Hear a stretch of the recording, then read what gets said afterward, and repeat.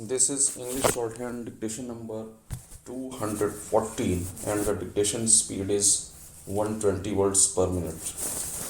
Ready? Start. Sir, the Payment of Wages Act, to which the present bill proposes to make certain amendments, was passed in the year 1936. This bill, at the time when it was passed, was recognized as an experimental measure for the simple reason that when the bill was drafted, we did not have before us any model piece of legislation on which we could have modeled the measure which is embodied in this act. We have had now an experience of practically 6 years of this measure, and in the course of the working it has been discovered that the bill suffers from many defects. If I may tell the House, it has been pointed out that there are practically 30 or 40 amendments which it is necessary to make to improve the Payment of Wages Act. The Government of India realizes that at present it has not got the time to devote to all the amendments to the measure which different parties have suggested, and consequently they do not propose to engage themselves upon improving the act and to remove all the defects that have been suggested. What the Government of India proposes to do through the present amending bill is to take certain defects which are of such administrative importance that unless and until those defects are removed, it will be difficult to administer the measure with the intention which lay behind the act when it was passed. Sir, Clause 2 of the bill seeks to make certain amendments in the definition of the word wages. I do not wish to waste the valuable time of the House by repeating the defects which different parties to the bill have suggested that they have found in the present definition of the word wages as it stands. But I might mention some important ones. It has been said in a judicial decision given by the Bombay High Court that the present definition of wages is so drafted that it is possible for a workman not only to claim wages which he has earned but also wages which might be called potential wages. Certainly, that was not the intention of the original measure.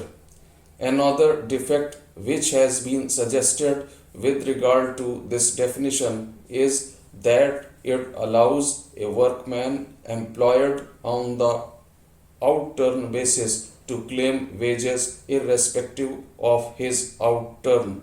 It has been suggested that there is a confusion in the definition which does not quite distinguish the case of a workman employed on a time basis and a workman employed on out-turn basis. It has also been suggested in certain quarters that some of the words which now occur in the definition are superfluous, that they need not be there, and that their presence only causes confusion. I might refer to the words any bonus or additional remuneration of the nature aforesaid, which would be so payable.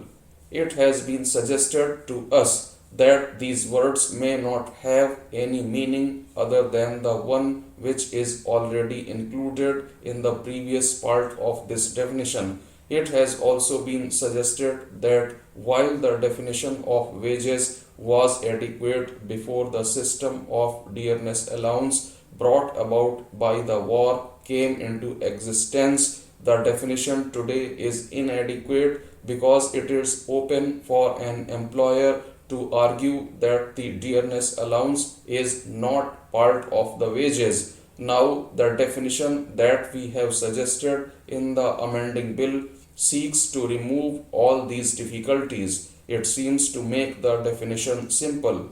I ought to tell the House that I am myself not very confident that the draft as it stands in the amending bill carries out the intention which lies behind this original act. I do not regard the definition which we have proposed as sacrosanct, and if the members of the select committee are able to suggest a better one, I will certainly raise no objection to the further amendment of the definition as it now stands in the amending bill. Coming to clause 3, it is a clause which makes two amendments to the present section 5.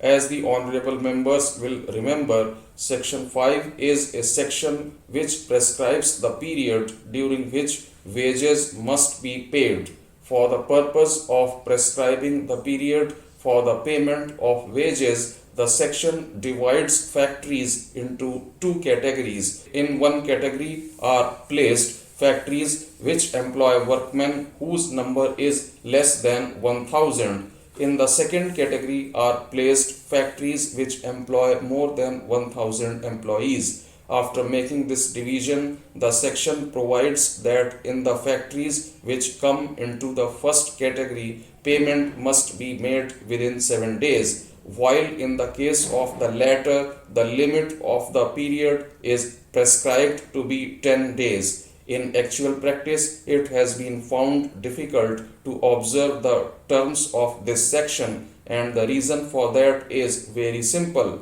The division of the factories is based upon the number of employees. As the House will realize, the number of workmen is never a constant figure. It always changes. For instance, if the number of employees goes down by 1, the category automatically shifts from category number 1 to category number 2. Similarly, if the number of employees is increased by 1, category number 2 goes into category number 1. It is believed that this discriminating principle is neither just nor administratively feasible. Consequently, what the amendment seeks to do is to abolish this distinction whereby the factories have been divided into two categories and adopt the general principle that in all factories, irrespective of the number of employees that are working there, there shall be a uniform rule, namely that the payment must be made within 10 days. The second amendment which clause 3 seeks to make is also very necessary. In section 5, provision is made for the payment of an employee who is discharged from service. The section as it stands today provides that the payment to a discharged employee should be on the second working day. Now, sir, if the Payment of Wages Act was only applicable to perennial factories which are working throughout the day, there can be no difficulty arising from the section as it stands now. But in the case of seasonal factories, the difficulty that would arise is absolutely genuine, because supposing an employee was discharged on the last working day of the factory, and the factory, being a seasonal factory, was closed down thereafter, then the second working day would come after a long interval, which it would be difficult for anybody to imagine or to stipulate. Consequently, the payment of wages to a discharged employee working in a seasonal factory would be indefinitely postponed if the provision as it now stands was not amended in the way suggested in the bill. What we have therefore done by the amending bill is to take away the word working and substitute for the word second the word third, so that where the factory is a seasonal factory or where the factory is a perennial factory, every discharged workman will be paid on the seventh day and would not have to wait as he would have to in case the factory was seasonal factory and the act stood as it is now.